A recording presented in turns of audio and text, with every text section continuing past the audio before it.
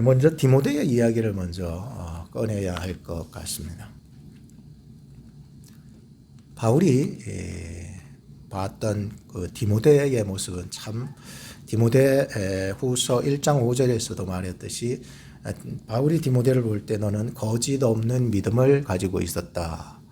그 거짓 없는 믿음은 어디서 왔느냐? 바로 외할머니 로이스와 어머니 유니게로부터 왔다라고 얘기를 하고, 너의 거짓 없는 믿음이 너의 속에서 가지고 있다라고 이렇게 얘기를 하고 있었습니다. 그래서 외할머니와 어머니는 유대인들이었는데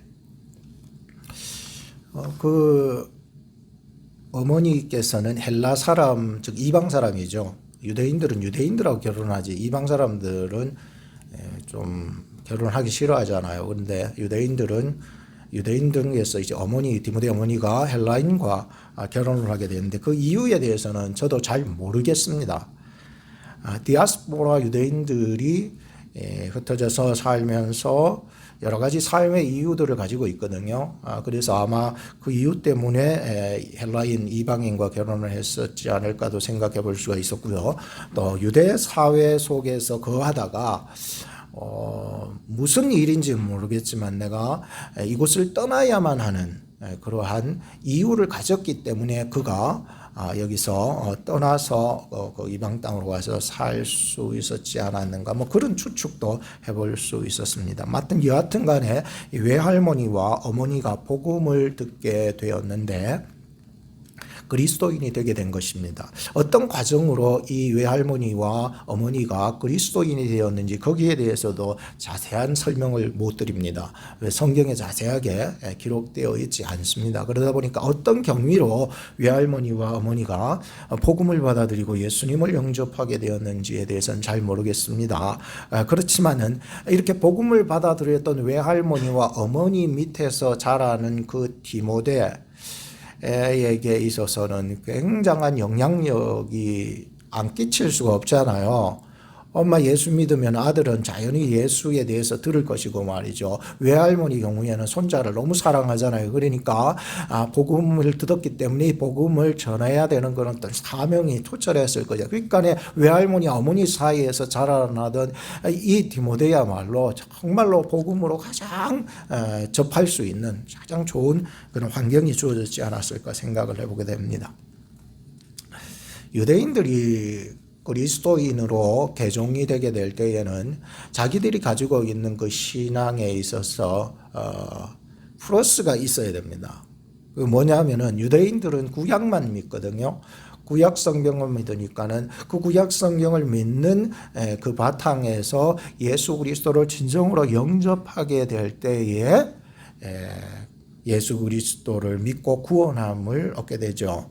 그러다 보니까 이 집안이 이제 예수 그리스도의 십자가와 부활을 믿게 돼요. 그래서 이런 교리들이 막 자기 유대교적 교리에서 이제 예수 그리스도로 말미암아 완전히 성취되는 것을 경험하게 됩니다. 그래서 유대의 율법으로서는 전혀 구원을 얻을 수 없다 보니까, 물론 뭐 그 완전히 지키는 사람이 있겠지만 세상에 그런 지킨 사람 없으니까 그런 와중에서 예수 그리스도께서 바로 자기들이 늘 따르던 그 구약 성령을 완전히 성취해서 이루신 분이다. 누구든지 예수님을 믿기만 하면은 나는 구원을 얻을 수 있다라고 하는 교리로 바뀌게 되는 거예요. 우리가 가지고 있는 이 가치관, 교리를 바꾼다라고 하는 건 쉬운 일이 아닌데 하나님의 역사하신다면은 바뀌게 되는 거죠. 그래서 이 외할머니와 어머니가 이렇게 놀라운 역사가 일어나게 되고 디모데도 완전히 그 영향력을 받게 되다 보니까는 예수 그리스도의 십자가의 사건이 믿어지게 되고요. 죽었다가 다시 살아나는 부활의 역사를 믿게 되고요. 그리고 승천하셔서 하늘로 오르셔서 다시 오시겠다는 그 약속까지 믿어지는 교리가 그들 마음속에 심겨지게 됩니다. 소망을 이제 예수 그리스도에게 두고 살아가는 거예요. 그래서 주님 언제 오십니까? 주님 이제라도 오십시오. 마라나타 하면서 주 예수여 어서 오시옵소서 기다리는 성도들이 되었다라고 하는 것이었습니다.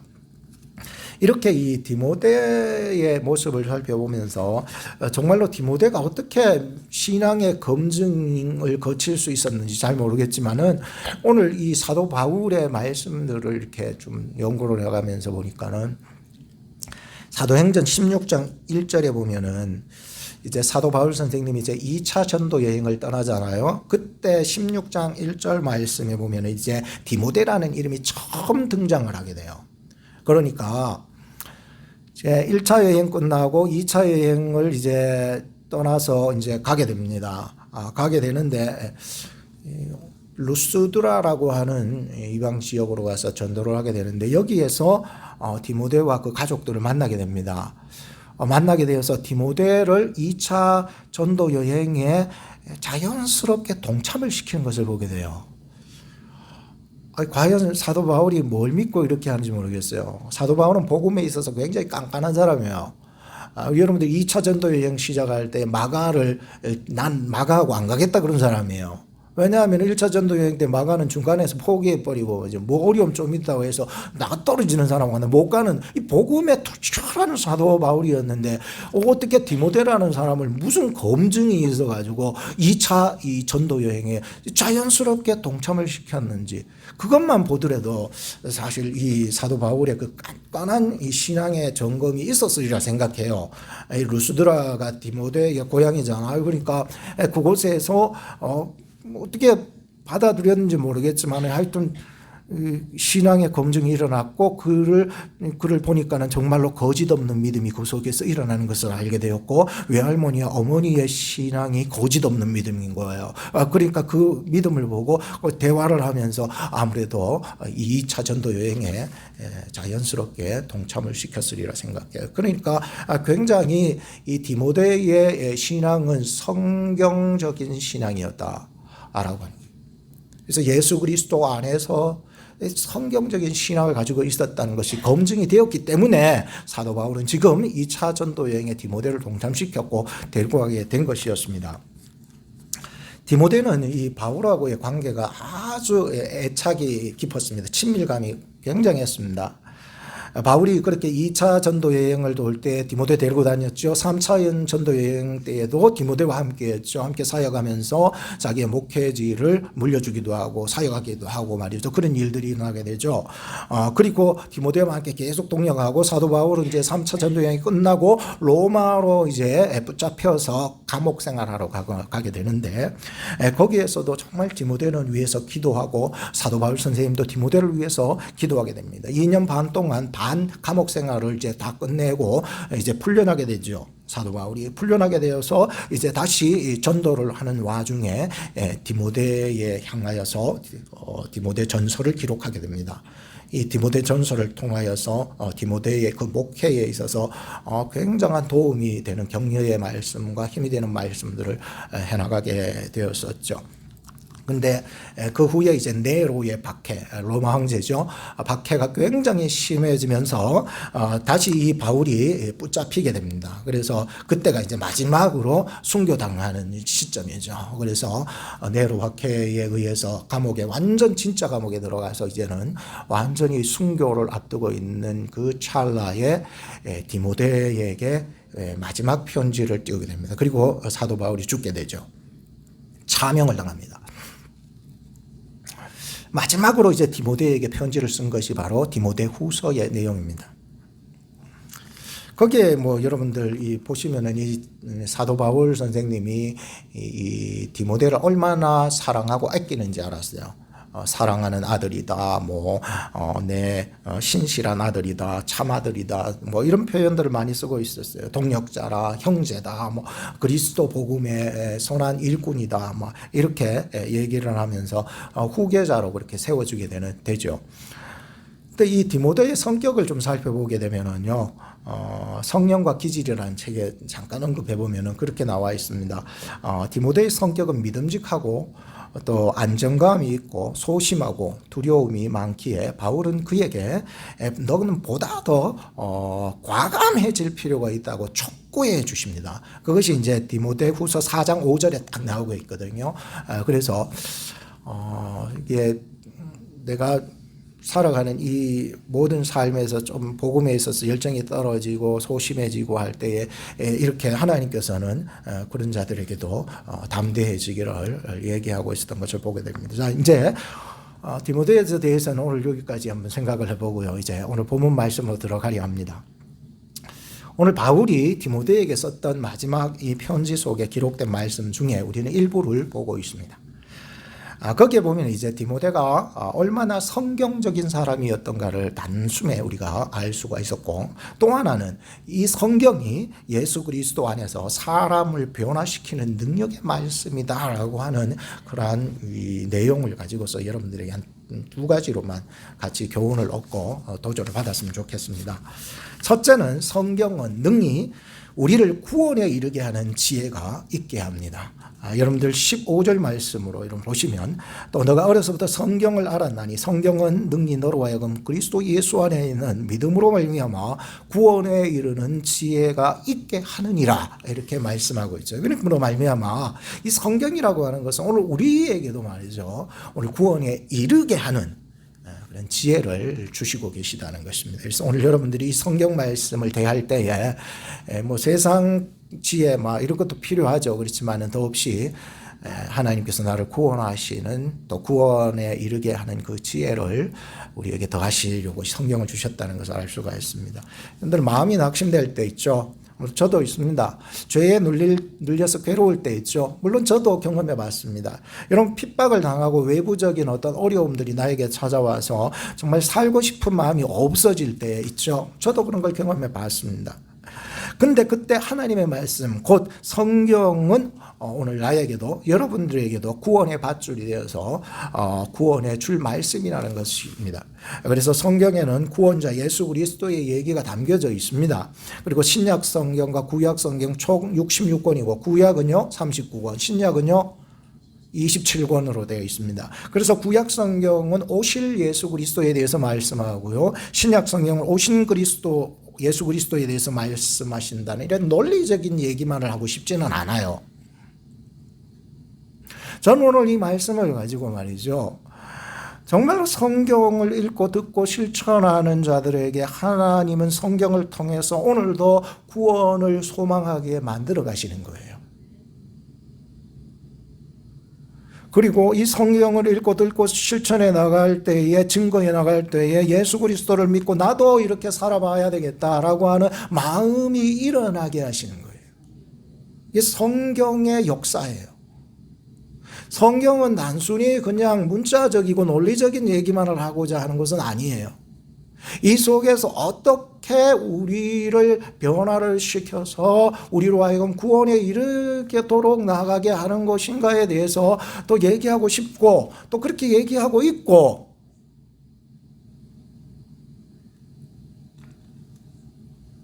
우린 살아가면서 어두운 현실의 지옥 구렁텅이 같은 곳에서도 구원으로 인도하는 참 진리의 말씀에 확신을 가질 수 있는 것은 이 땅에 성경밖에 없습니다. 계시된 하나님의 말씀 말이죠. 성경은 죄를 끊으라 합니다. 성경은 십자가의 고난을 이겨내라 합니다. 성경은 주를 위해서 희생하는 것은 영광이라고 합니다. 성경은 열심을 하라고 합니다. 성경은 너 자리에서 잠시 멈춰라고도 합니다. 성경은 우리에게 절제하라고 합니다. 성경은 우리에게 깨어 있으라고 얘기합니다. 성경은 우리에게 나아가서 하나님의 말씀을 전하라고 얘기하고 있습니다. 오늘 도전이 되지 않습니까? 이것은 논리적인 말씀이 아니라 우리로 하여금 움직이게 하는 것이 하나님의 말씀, 곧 성경이라고 하는 것입니다. 지난주 큐티를 하면서 예레미야가 구렁텅이에 빠져 있는 그 모습을 묵상을 했습니다. 그러다가 하나님의 은혜로 그곳에서 풀려났을 때 자기 자신은 그 구렁텅이에 다시 들어가고 싶지도 않았다라고 하는 그 느낌을 받았습니다. 예레미야도요, 그 위대한 선지자도요, 내가 저 구렁텅이에 다시 들어가고 싶지 않았다는 거예요. 그런데 그는 그 구렁텅이에서 나왔을 때에 또다시 진리를 증거하고 있었습니다. 또 저 구렁텅이에 들어갈 수 있을 텐데 말이죠. 여러분 바벨론에게 항복하십시오. 여러분 생각해 보세요. 하나님이 선택한 민족이 어떻게 이방 나라 바벨론에게 항복하라는 그게 어떻게 하나님의 말씀이 될 수 있습니까? 사람들은 전혀 이해되지 않아요. 오히려 저 바벨론들을 때려 죽여가지고 아니 승리해서 저놈들을 짓밟아서 우리가 이기는 것이 하나님의 방법이라고 생각했지, 내가 저 바벨론에게 두 손 들고 져주는 것이 하나님의 뜻이라고 생각은 전혀 하지도 않았어요. 그런데 예레미야를 통하여서 하나님은 말씀하셨고 이 예레미야의 입에서 하나님의 말씀이 증거되고 있었습니다. 너희들 바벨론에 항복하라고. 그게 하나님의 말씀이라고. 그런 구렁텅이에 다시 들어갈 수 있을 처짐에도 불구하고 진리를 전하는 데 있어서 굴하지 않았습니다. 왜? 그것은 내 뜻하고 맞지 않고 내 백성하고 맞지 않아도 하나님의 말씀이기 때문이었어요. 그것을 전하는 것이었습니다. 사랑하는 여러분, 많은 사람들은 넓은 길을 좋아합니다. 좁은 길 싫어합니다. 세상의 물질 쫓기가 성경 말씀 쫓기보다 쉽기 때문에 우리는 넓은 길을 택할 때가 너무 많습니다. 그러나 성경은 말합니다. 넓은 길은 사망의 길이고 멸망의 길이다. 그러나 좁은 길은 생명의 길이고 구원의 길이라고. 여러분들이 많이 힘드실 건 알아요. 세상 살면서 말이죠. 비즈니스 해야 되죠. 직장생활 해야죠. 목사님은 해봤나요? 맨날 하나님 말씀만 전하니까 모르죠. 세상 살면서 공부를 해야 되는데 한글로도 어려운데 이렇게 유학생들이 와서 영어로 그 공부를 해내는 게 목사님은 해봤나요? 전 못 해봤습니다. 솔직히 말해서. 목사님 내 심정 알아요. 너무 힘들고 죽을 지경인데 말이죠. 여러분들이 많이 힘드신 것 압니다. 그렇지만 여러분들이 구원에 이르기 위해서 좁은 길, 남들이 잘 가려하지 않는 길, 귀찮아하는 길, 힘든 길, 생명의 길, 구원의 길을 선택할 수 있기를 주님의 이름으로 축복합니다. 성경 읽으셔야 합니다. 성경을 들으셔야 합니다. 성경을 실천해야 합니다. 성경을 전해야 합니다. 여러분들에게 어려움이 찾아오고 있다고 느끼신다면 성경을 읽을 때일 거예요. 여러분들이 어려움이 찾아오고 가슴에 눌림이 찾아올 때는 아무래도 그것은 성경을 들어야 할 때인 거예요. 여러분들이 하는 것보다도 하나님을 들을 필요가 있기 때문이죠. 여러분들이 정말 괴로워할 때에 하나님의 말씀을 실천하라고 하시는 말씀으로 주어지기도 하고요.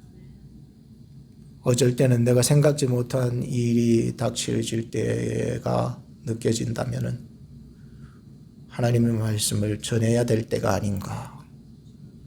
그 말씀을 내가 꼭 저 사람에게 줘야만 될 때가 아닌가. 팬데믹으로 집에만 있으면은 말씀으로 나가는 시간이 많을 줄로 알았어요, 저는. 온 세계가 팬데믹으로 완전히 고립되어지면은 집에서 성경을 많이 읽을 줄 알았어요. 데이터를 보니까 더 성경을 안 읽더라는 거예요. 데이터를 보니까 더 기도를 안 하더라는 거예요. 이 팬데믹의 고립과 함께 뭐만 키워나냐면은 염려만 키워나더라는 거예요. 선한 자는 더 선해지고요. 희한하죠? 어려움이 닥쳐지면은요, 고립되어지면은요, 거룩한 자는 더 거룩해집니다. 마지막 때가 될수록요, 악한 자는요, 더 악해지고요. 선한 자는 더 선해지고. 이렇게 확실히 좌편과 우편이 구별이 팍 나요. 이번 팬데믹을 통해서 그것을 알 수가 있었습니다. 지금은 엔데믹이 되었다는 것을 느낄 수가 있습니다. 이제 마트 가도 마스크 쓰는 사람 없습니다. 뭐 몇몇 사람 빼고는 뭐 다 벗고 다니고 막 여러분들 우리 애 학교 데려다 주고 학교 보면은 쓰는 사람 한 명도 없습니다. 이제는 뭐 다 뭐 관공서를 어디 가도요, 일하는 사람 몇 사람 빼고는요 다 뭐 마스크 안 씁니다. 연세 드신 분들도 고위험 질병을 가지신 분들 외에는 뭐 거의 다 뭐 일상으로 돌아왔고, 이제 조금 앓다가 말지 내가 다시 그 답답했던 마스크를 쓰게 되면 얼마나 답답한지 몰라요. 얼마 전에 저희 아내가 그러더라고요. 당신 이제 병원에 들어가야 되니까 마스크 써라니까 조금 쓰고 가더니 답답해. 막 다시는 마스크를 쓰기 싫다는 게, 조금 내가 앓다가 말지 내가 다시는 마스크, 그래도 왜 합니까? 뭐 병원에 들어가려면은 마스크를 써야 되니까 쓰는 게 하지만은. 자, 이렇게 시간이 지나면서 우리는 하나님의 말씀으로 좀 더 나아갈 줄만 생각했던 이 팬데믹 시간에 이제 엔데믹이 되었는데도 성경으로 안 나간다는 거예요, 앞으로. 그래서 저는 가나안 성도를 잘 이해를 못했어요. 가나안 성도라면은 그냥 그 상징하는 천국으로 들어가는 성도들을 얘기하는 줄 알고 있었거든요. 근데 가나안을 거꾸로 하면 뭐죠? 안 나가들을 안 나간다는 게요. 이걸 현대판 가나안 성도라고 얘기를 하더라고요. 일단 늦게 알은 거예요. 예전부터 들리는 소문이었지만 전 이제 알았던 거예요. 현대판 가나안 성도들이 안 나간다는 게, 모임 안 나간다는 게, 성경 말씀 앞으로 안 나간다는, 기도하러 안 나간다, 예배 안 나간다는 게, 안 나가. 이게 현대판 가나안 성도라는 거예요. 이제 알았던 거죠. 왜 그러면은 안 나가느냐 조사를 해봤답니다. 가장 퍼센테이지가 높았던 것이 난 자유로운 영혼이라는 거예요. 난 자유로운 영혼이야, 이거예요. 이제 이 대답이 굉장히 많았고요. 퍼센테이지가 높았습니다. 교회 안 나가도, 말씀 앞으로 안 나가도, 모임에 안 나가도 얼마든지 나 혼자 믿고 구원받을 수 있어, 이래 된 거예요. 이기적인 신앙이 굉장히 팽배해지고 이 팬데믹을 통해서 더 팽배해져 버렸다는 거예요. 누군가를 핑계할 건 아닌 것 같아요. 상황을 핑계할 것도 아니라 말세가 가까워왔다는 뜻이에요, 여러분. 말세가. 왜 그러냐면 오늘 본문에 앞서서 볼 때 여러분 3장 보셨지만은 3장 1절부터 여러분들이 쭉 보시게 되면은 말세가 되면은 다 이기적인 삶으로 바뀐다는 거예요. 자기를 사랑한다고 그러죠? 돈을 사랑한다고 그러죠? 자기를 자랑한다고 그러죠? 자기를 높이고 싶어 한다고 그러죠? 이런 시대가 되어버린다, 말세가 되면. 이 시대가 되었기 때문에 그런 거예요. 오늘 이런 혼란한 시대 속에서 우리가 추구해야 될 것이 무엇인가 고민했죠. 뭘까? 천지는 다 무너지고 자빠지고 넘어지고 없어져도 오직 무너지지 않고 자빠지지 않고 영원한 하나님의 말씀만이 우리를 능히 든든히 세워줄 수 있다는 답밖에 찾을 수가 없었어요. 저는 여러분들이 우리 눈앞에 이제 이런 시대가 다다랐다니까요. 개인주의가 이기주의, 개인주의보다 이기주의죠. 이기주의가 팽배해지는 이 시대를 여러분들 살아가실 거예요, 이제.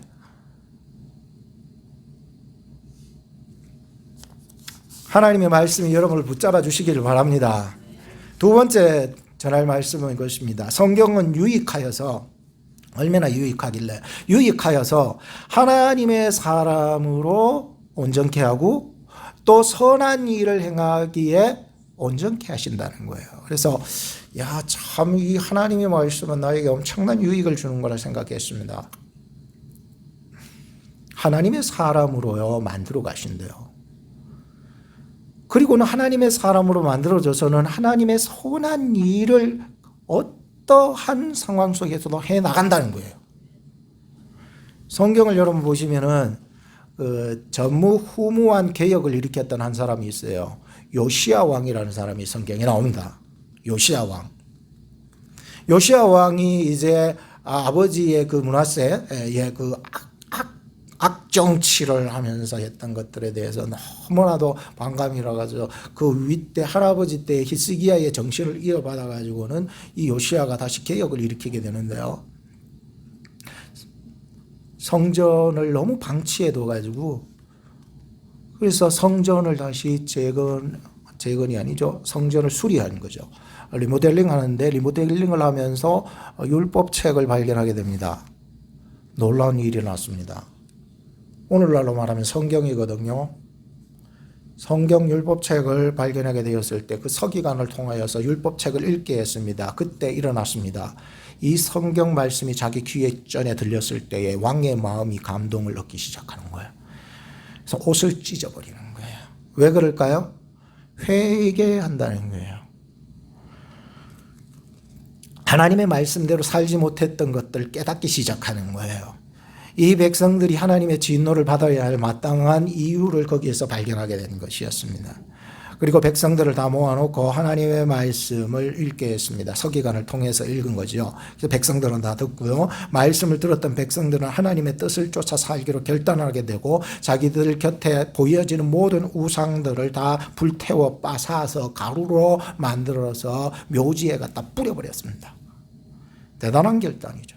그리고는 말씀대로 유월절을 지키게 되고 이는 뭐 전에도 없었고 앞으로도 없을 그러할 놀라운 개혁이 일어나게 됩니다. 이게 무슨 능력일까요? 성경의 능력이라는 거예요.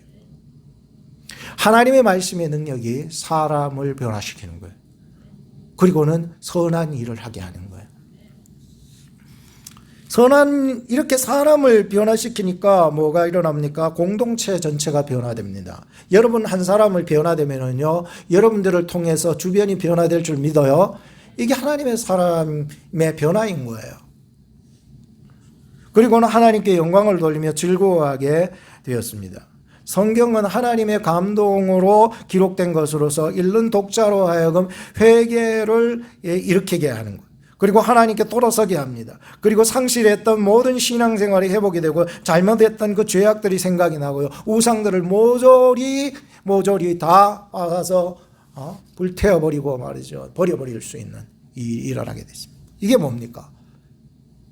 이것이 바로 감동받아서 기록된 하나님의 말씀이기 때문입니다. 오늘도 저의 진심이 담겨 있는 얘기라면은 여러분들의 마음이 조금이나마 움직일 것입니다.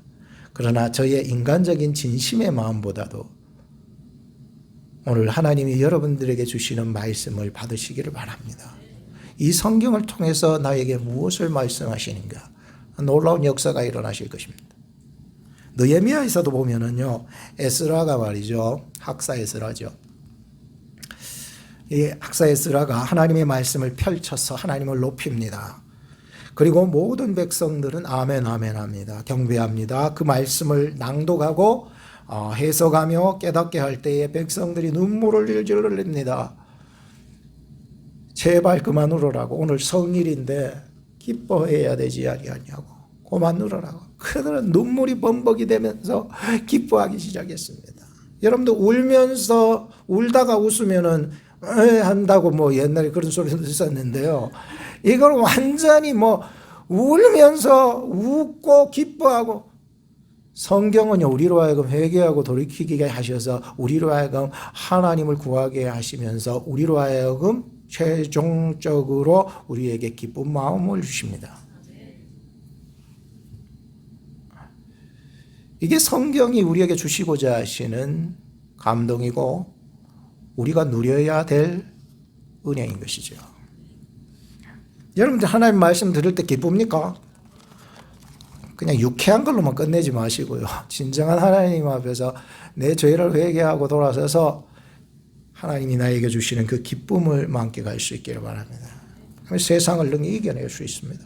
어려움 이겨낼 수 있습니다. 죽을 것 같아도 이겨낼 수 있습니다.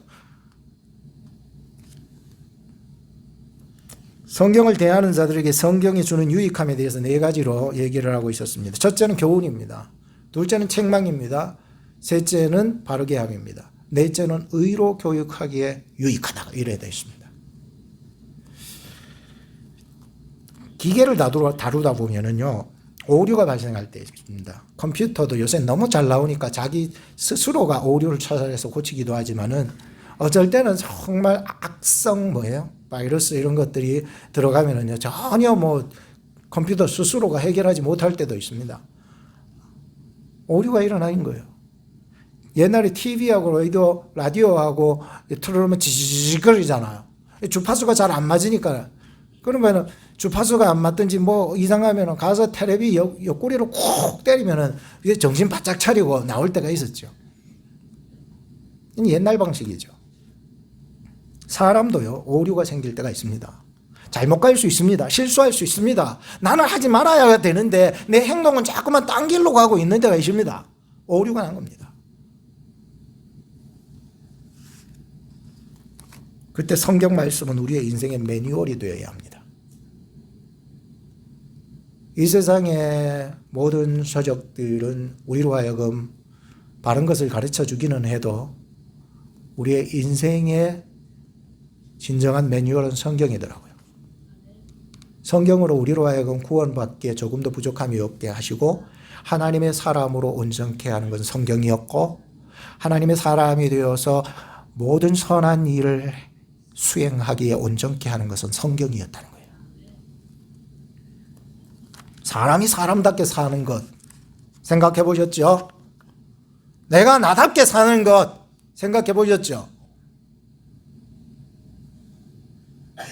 이렇게 살려면은 제가 이게 성경을 통해서 드리는 이 교훈과 책망과 바르게 함과 의로 교육하기에 유익한 이 성경 말씀을 받아들여야 합니다. 그리고 받아들일 때에 우리는 하나님의 사람으로 변화되고 내 하는 모든 일들에 있어서 만족하게 됩니다. 행복하게 됩니다. 기뻐하게 됩니다. 디모데후서 3장 17절을 우리가 마지막으로 같이 한번 읽어보겠습니다. 시작. 이는 하나님의 사람으로 온전케 하며 모든 선한 일을 행하기에 온전케 하려 함이니라 했습니다. 아브라함이 99세 때에, 몇 세 때에? 99세 때에 찾아가셨어요, 여러분. 이제 다 내려놨어요. 더 이상 희망도 없고 소망도 없어요. 가장 연약할 때, 가장 무능할 때, 가장 아무것도 할 수 없다 하실 때에 하나님은 99세 때에 그에게 찾아가셔서 이 말씀을 하셨습니다. 나는 전능한 하나님이라. 너는 내 앞에서 행하여 온전하라. 여러분, 힘이 있어야 온전하지요. 힘이 있어야 말씀을 지킬 수 있죠. 힘이 있어야 기도하지요. 능력이 있어야 하지요. 힘이 없는데 뭘 하겠어요, 여러분들. 근데 하나님이 99세 때 힘 빠졌을 때 찾아오셔서 내가 전능한 하나님이니 너는 내 앞에서 행하여 온전하라고 얘기했습니다. 아니, 힘 빠진 사람, 타락한 사람, 타락한 인간, 타락한 존재가 하나님 앞에 온전할 수 있는 건덕지는 여러분들 아무것도 없습니다. 솔직히 말해서 아무것도 없어요. 내가 잘났다고 해도 하나님 앞에 온전한 게 하나도 없습니다. 온전해질 수 없습니다. 내려놓으세요. 아브라함을 잠시 한번 생각해 보셔야 합니다. 9년 동안 살면서 사람을 두려워하면서 아내를 누이라고 속이던 사람이었습니다. 그것도 2번이나. 한 번 실수했으면 다음 실수 안 해야 되는데, 아들을 주시겠다고 하나님은 때때마다 오셔서 하늘의 별과 바다의 모래를 기억하시게 하시면서 내가 너에게 자손을 이와 같이 주시겠다 약속을 주셨음에도 아브라함은 계속 의심하면서 인간적인 방법으로 해결해 나가고 있었습니다. 99세 때도 마찬가지였겠죠. 그래서 하나님이 이 말씀을 했을 때 성경을 보니까 아브라함도 웃고 사라도 웃었습니다. 근데 하나님께서는요, 가장 연약할 때 감동적인 사건을 만들어 가십니다. 하나님이니까 하십니다. 여러분들 인생을 살아가면서 내가 가장 연약할 때, 힘 빠졌을 때, 아무것도 할 수 없을 때에 두 손을 놓고 포기하고 주저앉았을 때에 오늘 이 말씀이 꼭 생각나기를 바랍니다. 하나님은 99세 때에 그에게 찾아가셔서 나는 전능한 하나님이라. 너는 내 앞에서 행하여 온전하라.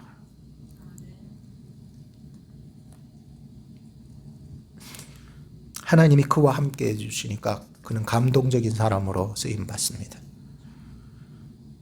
비록 그는 연약하고 부족하고 아무것도 행할 힘이 없음에도 불구하고 하나님은 말씀하신 것을 성취하십니다. 가장 약할 때. 왜? 하나님이 드러나시게 하시려고.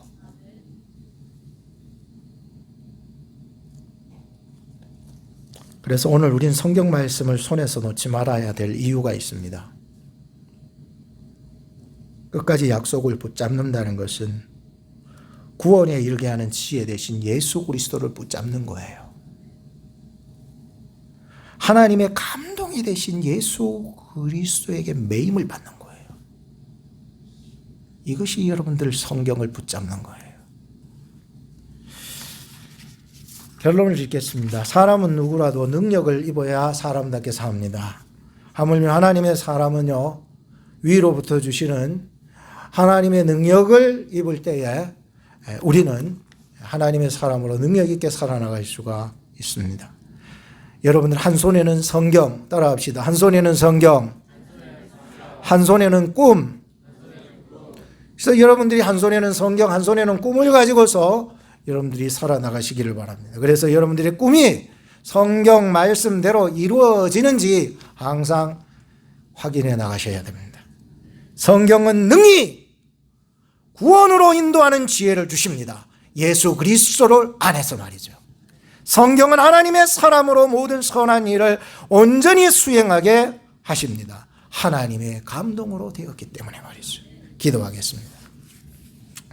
하나님 감사합니다. 성경을 통해서 우리에게 매일매일 하나님의 은혜 안에 살 수 있도록 도와주시옵소서. 새 하루를 주시옵소서. 새 마음을 주시옵소서. 새 말씀을 주시옵소서. 새 일을 주시옵소서. 새 힘을 주시기를 축복합니다. 우리를 사랑하사 말씀대로 오셔서 우리를 십자가로 구원하시고 부활하사 영생 주신 우리 구주 예수님 이름으로 기도합니다. 아멘.